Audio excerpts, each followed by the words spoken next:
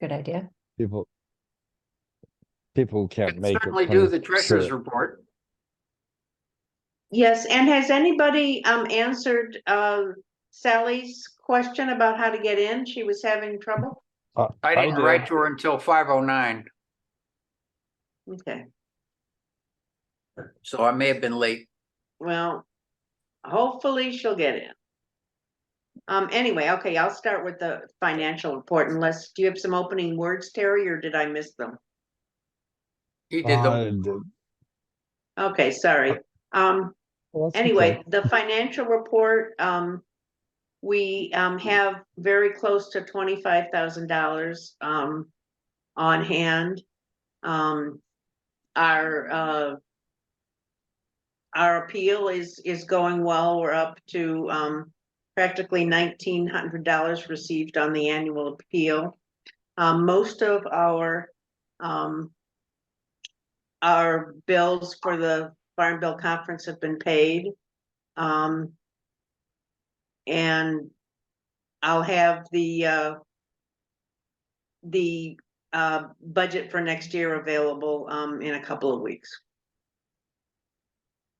Does Thank you. anybody have any questions? Sounds No. good. Mhm. Thank you. Thanks to all of you, and thanks for the contributions that we've been getting in. Okay. I'm recording this part, so I'll send this to the other people at a later time. So why don't you go ahead and introduce yourself and tell us what you're about, Rachel? Sure thing. I'm going to go ahead and share my screen too, so you can have some pictures to anchor what you're hearing. Do you see a slide that says no fossil fuels at the top? Excellent. Yep. Thank you, Jane, for letting me know. All right, so I am, I already introduced myself to everybody else here, but for the people who might be watching this on recording, I'm Rachel Myslivy. I use she, they pronouns. I live in Ashland, Wisconsin on Anishinaabe land, and I'm your climate justice organizer with the Side with Love organizing strategy team at the UUA. And I'm happy to give you some highlights of the work that I'm doing to organize Unitarian Universalists to realize a world where with no fossil fuels, where clean energy is a human right and all communities thrive. And we move forward this vision by following BIPOC and frontline leadership, decarbonizing relationships, and engaging in transformative actions. I orient around a framework for social change put forward by the North Carolina Climate Justice Collaborative called the 4 R's of social transformation.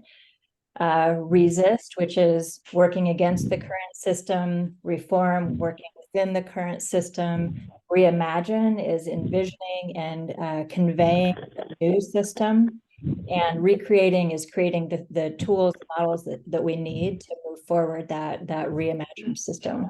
And really, we need people working at every one of these areas to realize the world that we want. So I'm going to go through each step of each component of the strategy just kind of quickly here.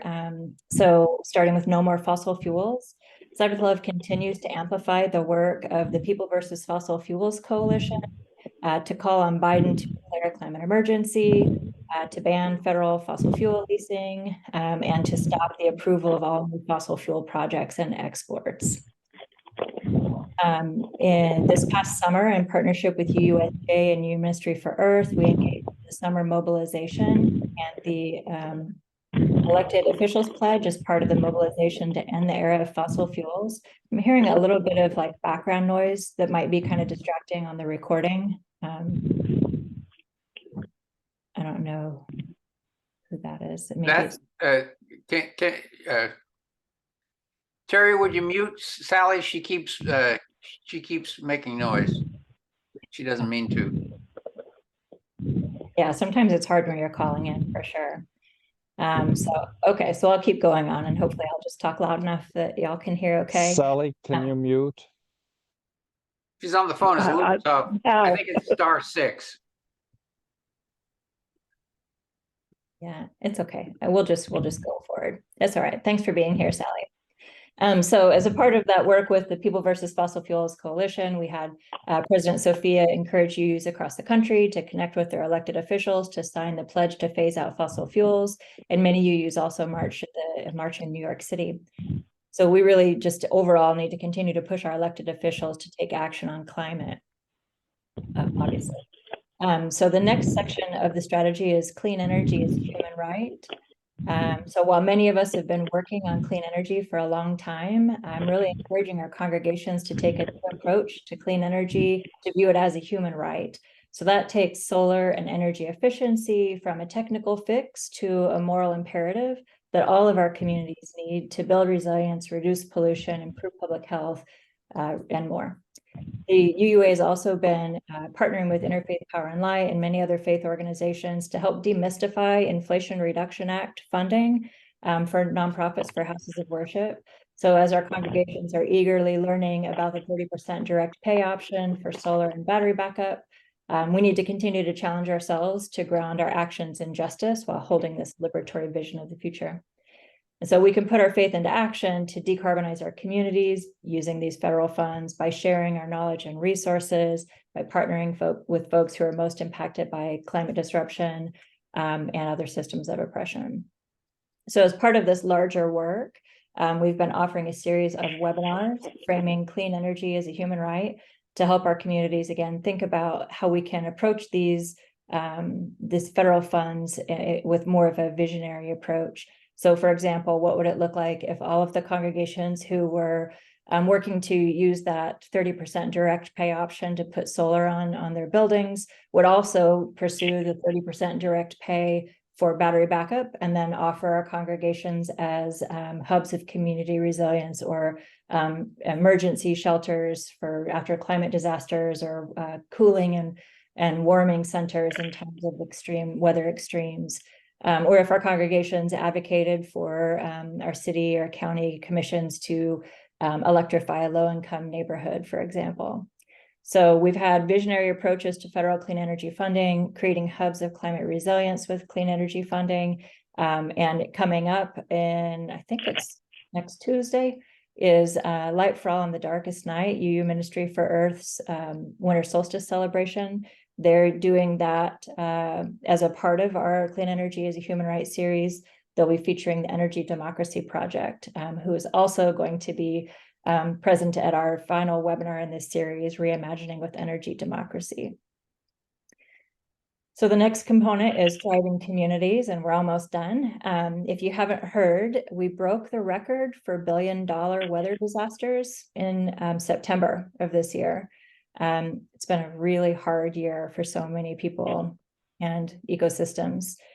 And last year, as Terry knows, the UU Climate Justice Coalition, we worked together to adopt a shared theme of climate force displacement, human rights, and community resilience. And so Side with Love brought that theme to action with over 10 hours of workshops and presentations for congregations, in addition to creating a toolkit on climate disaster preparedness for UUs. The toolkit has tons of resources from the very beginning of like what climate impacts, like how is climate going to impact our community, to, you know, who is going to be most impacted, how and where and when and why. And then all the way through to mobilizing your community for impactful actions to build resilience and foster communities of care. For me personally, the disaster preparedness and response is really kind of one of my heart spaces in the movement right now, because I think it doesn't get enough attention. And it's so important that we're doing the work we need to do to weather the storms that we're experiencing and that will continue as our climate continues to change. So without a vision of the future we want, it's really easy to get distracted by short-term options that can unintentionally advance injustice. And so for this past from, you know, this church year, I guess is the way to say it, I've been really engaging folks on opportunities to advance, to envision this world that we want to work towards. So you may have joined us last May with President Sophia and Dr. Rashid Sheikh and Antoinette Scully for Abolitionist Visions on Climate Justice. We're going to continue working with congregations around this framework for visioning the world we want in 2050. A couple other things I think I wanted to say. Oh yeah, and then in the next couple of months, we're going to be putting together short videos, like 10-minute videos on climate at the intersections. So climate justice is racial justice, is disability justice, is economic justice, things like that, along with some discussion guides for congregations to take these kind of manageable bite-sized chunks to learn more about the ways climate is an intersectional issue. You may know that, I'm sure you know that, at GA we passed an action of immediate witness to take action to stop Cop City. The Side with Love team has been organizing UUs and other supporters in Atlanta to help the Atlanta voters on their Stop Cop City vote referendum campaign. We continue to work with folks on the ground in Atlanta on that. I mentioned earlier the UU Climate Justice Coalition. Since 2022, UU organizations have been working on climate justice. Who work on climate justice have been coming together monthly to build relationships, share updates, encourage collaboration, and more. And this summer, we engaged in a retreat over 4 monthly sessions, which were designed to build relationships and coalesce around collective action. So it's really exciting work, I think, to build a solid foundation for UU climate justice for years to come. And also, did you know that next year, 2024 Green Sanctuary Program is going to celebrate its 35th anniversary. And so as part of that 35th anniversary celebration, we're revitalizing the program to be a more spiritually nourishing, comprehensive, and justice-centered approach to Real Zero for our denomination. These are some of the community meetings that are coming up this year. For the last year and a half, I've been really cultivating a space for congregations to come together for shared learning and mutual supports in these monthly community gatherings. So I just put this together the other day. So the winter through the spring, we're going to have our celebration in January where congregations talk about for 2 or 3 minutes, the things that they're doing that's exciting. We have content around environmental justice and climate justice and racial reconciliation. And that one's focusing on predominantly white congregations. Those two are led by congregations engaging in the Green Sanctuary process. We have one on nourishing impactful teams, which is the #1 question I get from congregations. Well, maybe #1 or #2. And then we end with our climate justice brainstorm. And so finally, I just wanted to share a slide about the ways that we've worked together since I joined the UUA almost 2 years ago. It's been wonderful getting to know Terry. He's a really trusted partner of mine, and I always appreciate his insights and what he brings to the work. We offered support for your conference, the Farm Bill conference, and you also featured me as a speaker in 2 of your mutual aid webinars. And just like a side note on that I really got my start in organizing on mutual aid when I was a teenager. And I have raised, I don't know, thousands and thousands of dollars to keep people in their homes, to keep their cars running, to keep food on the table, medical bills, like anything, school supplies, you name it. I've raised money for it pretty much. When I said earlier that the disaster response and creating thriving communities is kind of my heart space in the work, mutual aid is one of the primary ways that I do the work.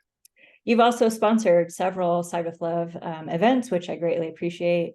And we've also amplified a lot of the work that you all are doing. Terry and I have shared information on the interconnections between labor and climate justice. Most recently, I think, was around the auto workers strike, framing climate as a climate justice concern. And yeah, just again, last but not least, I just am so grateful for Terry as in his participation in the coalition and what we've gotten to do together. So that's kind of a quick overview of my work. I'd love to hear your thoughts or questions you have or ideas for ongoing collaboration. Turn it over to you. Well, Rachel, you're from Michigan, but you talk fast. So I'm from Kansas, actually. I've only been in Kansas people don't talk that fast. I don't understand it. You said something about congregations with a goal of 30% non-fossil energy. Can you expand on that? Say that again. You were talking about changing the congregational goal of 30% non-fossil energy to 30% batteries. Oh, no, I'm sorry. I don't think I talk fast, but maybe I do. Thanks for that feedback. I'll remember that to try to slow down a little bit. What I was talking about was the Inflation Reduction Act funding has, there's funding for nonprofits, which includes houses of worship and congregations, to receive a 30% direct payment for clean energy projects. There's some caveats around what that can look like. But so if your congregation is going to put solar panels on, you can for, whatever, $100,000, you can get 30% direct payment back to you from the feds. And Mhm. so the other component I was talking about is that there's an additional 30% for battery backup. So if you're going to put solar on, it's a great time to build into your long-term plan to also do battery backup storage. So then, I mean, your congregation in some scenarios could actually serve as a microgrid if you had that battery backup also, does that answer that question, Kit? All right, yeah, I had a feeling there was something going on that I didn't understand. I apologize. And as a footnote on that, I just want to give a promo for an upcoming event in February. There's a Inflation Reduction Act peer learning circle. There's been a small group of UUs who have been meeting for 9 months or more to really dig into the details of how to get that funding. It takes a kind of particular mind to be able to really wrap your head around that kind of federal funding opportunity. And so we've got a great group of people who have been really working to understand how it can work for our congregations. And in February, they're going to host an open, like a public meeting. So if you have questions about it, I would encourage you to come to that meeting and learn from your fellow UUs. Dick, you have questions? I've been sporadically part of the Green Faith Climate Finance Circle meetings, trying to get individuals and congregations and denominations to move money out of fossil fuels. And the wider UU collaboration we can get with that, the better, as far as I'm concerned. Jack. Excellent. Thank you for your work on that, Sally. And Yeah, Dick? Dick? Yeah. You mentioned how climate justice intersects with economic justice and a number of other issues. In Seattle, I'm part of a group called Earth Care, Not Warfare. Here we're putting together our interest in Earth issues like climate justice, renewable energy, and everything else, climate change, along with issues of peace and war. And a good part of our group, or maybe almost half of it, is UUs, but it's a Seattle-based group which works with many other groups. And so I think we've been very effective, because for quite a while the peace groups are we're totally separate from the other groups. They're separate from economic justice, climate justice. Now we're starting to see some synergy right here. And so you can look at, for example, what's going on in Ukraine and Gaza. Those two things are costing us a huge amount in terms of greenhouse gas emissions. But it's just not that. You look at the Ukraine war, for example, is having a big impact on our policy on liquefied natural gas, because the pipelines to Russia, to Germany were cut off, and Germans depend very heavily on natural gas. And the US said, well, we'll backstop your natural gas supply. But how do you ship natural gas from the United States to Germany? It's through liquefied natural gas plants, which are needed to be built in the United States. And then you need ships that de-liquefy what's at the ports that Germany relies on. And so you're having this Biden being forced to say, well, we got to do these liquefied natural gas plants, which is happening right close to where I am right now, for that reason. So the wars are having really a big impact in certain places. Absolutely.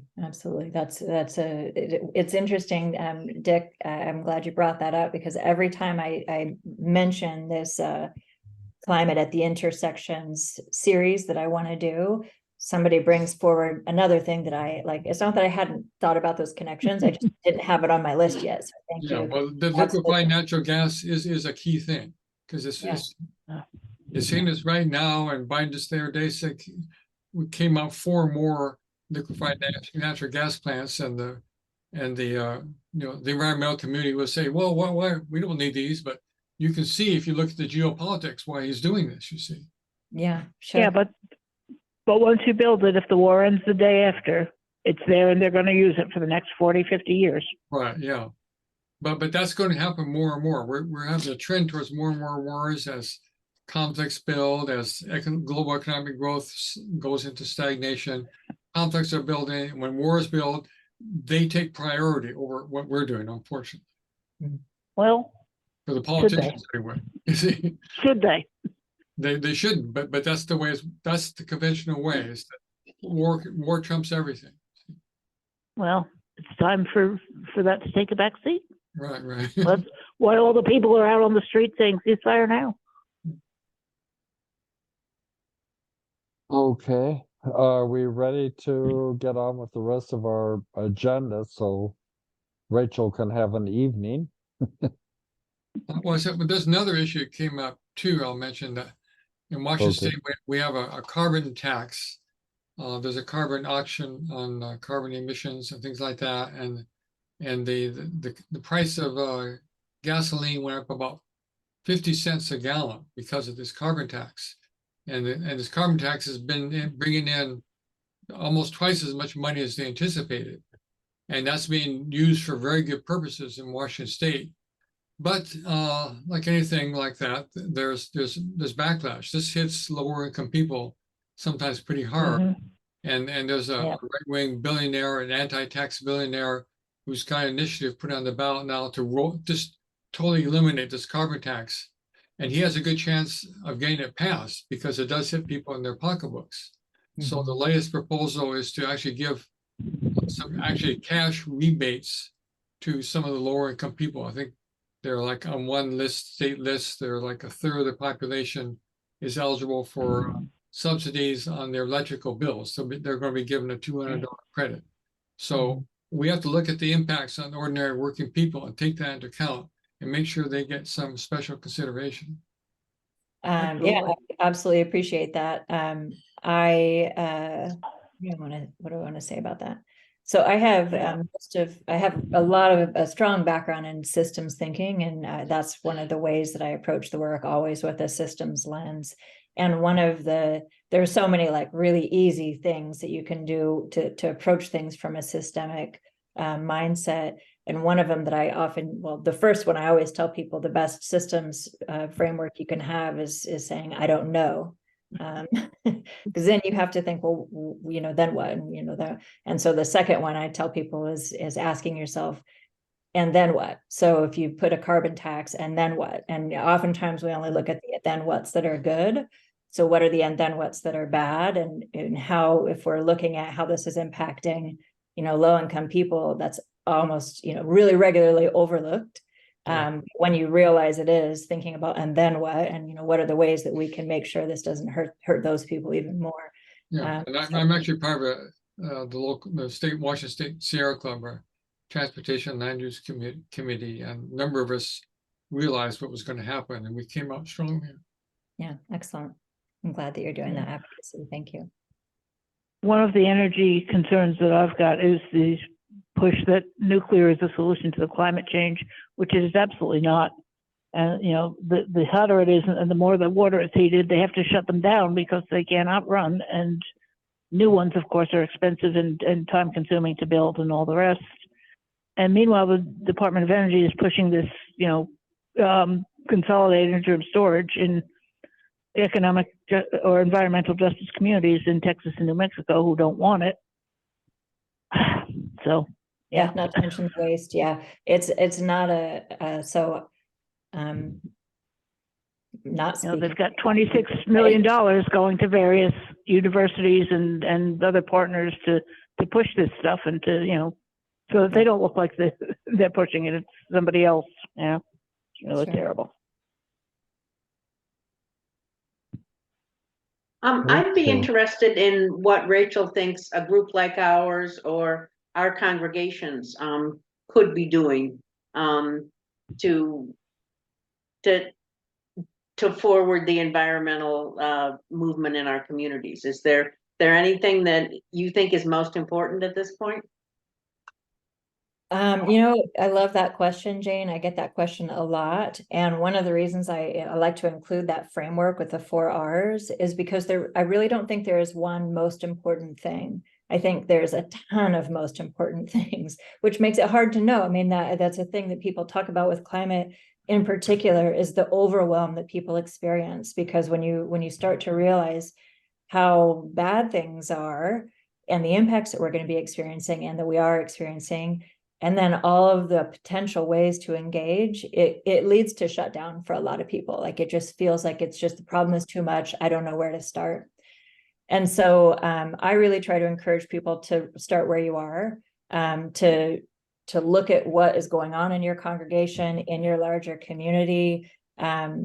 If you need help with that, like I said, we're reinvigorating the Green Sanctuary program to help congregations focus more on climate justice and relationship building and the transformation we need. I think, you know, following trusted partners. So like Dick was talking about, being involved with the Sierra Club. Of course, please, you know, follow the work of UUA or UU organizations working on climate justice. I think that you all, so that's like congregationally, and I could go on about that. You could have asked me to talk for 30 minutes or an hour or 4 on what congregations can do. But I know you have a meeting you need to run here also. But I also just want to say, I mean, UUJEC, I think that you all have done, I think it's great that Terry's engaging with the coalition, that there's been strong, I think more partnerships are coming out of that. That's wonderful. I think that, I mean, personally, I loved that you asked me to be on those mutual aid webinars, because I think mutual aid is such a critical approach. There's often kind of like, there's almost like an eye roll, like, oh, you know, that's not a, you know, not a big enough solution, but it's a very localized solution that helps you build relationships with the people who are most impacted. So I think, you know, that's a lot of different things. I didn't answer what's the most important thing. But I think what I try to tell people, like being mindful of the overwhelm, is figure out what's your space, like what's your heart space, what do you have the skills to do. So oftentimes the skills you have don't align with your heart space. That's a bummer when that happens, but figure out what you can do that feels manageable and impactful, that will keep you engaged. Because the last thing I tell the congregations that I talk to almost every time, burning out your team is not the way to climate justice. So, you know, if anybody who's been in the movement for more than a couple of years has experienced a colleague or a loved one burn out, and get overwhelmed, and we don't want to do that. So just try to make sure it's manageable and impactful, and focusing on the vision that you want. That's what I would say. But I know y'all got to go. Terry, thanks so much again for your partnership. I appreciate you so much, and I'm glad to get to put some faces, except for We Sally. have a closed session Get yours, starting now, but- so it's going to be a while. Oh, okay, she's talking to someone else. So thank you for having me. Have a wonderful evening and keep up the good work. Thanks, Rachel. We really appreciate your time. I'm going to turn off the recording.